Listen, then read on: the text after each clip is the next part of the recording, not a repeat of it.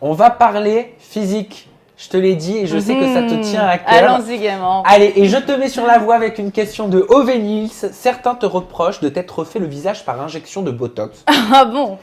Notamment ta bouche sur laquelle Alain t'avait comparé à un zodiaque au début. Mais Oui. qu'en est-il réellement?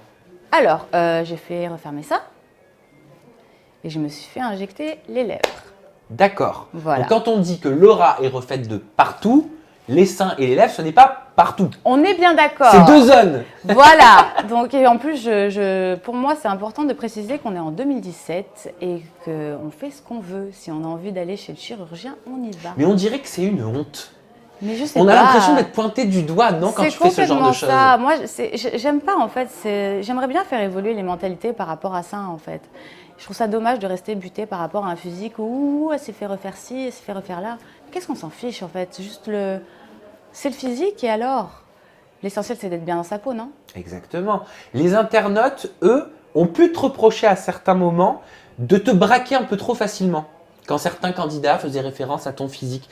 Moi, je voulais savoir si c'était quelque chose, peut-être, je sais pas, mais qui t'avait suivi dans ton adolescence, dans ton enfance, il y a quelques années. Est-ce que c'est quelque chose, est-ce que tu as des complexes? Non, pas du tout, en fait. C'est juste que c'est vraiment, je reste butée sur les mentalités. J'aime pas les mentalités étriquées. J'aime pas quand on juge, voilà, clairement sur des choses factices telles que oui, c'est faire ci, faire là, les cheveux, les cils.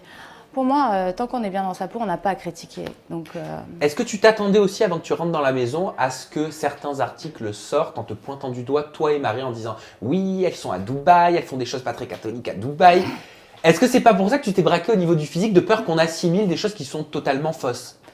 non, du tout, parce que j'ai clairement rien à me reprocher et je n'ai absolument rien à voir avec ce monde-là. Donc, j'ai pas grand-chose à dire sur ce sujet. Mais ça t'a froissé ou pas? Non. Moi, perso, j'ai ma meilleure amie qui vit à Dubaï. Hein. Elle est Oui. hôtesse de l'air pour Fly Emirates. Donc, je sais à quel point c'est difficile de faire sa vie là-bas et de construire sa vie. En l'occurrence, toi, quand tu construis ta vie, que tu obtiens un visa, c'est ça? C'est ça. Pour pouvoir y aller. Visa de Que travail, tu t'es oui. battu Avec ma compagnie. pour pouvoir travailler. Mhm.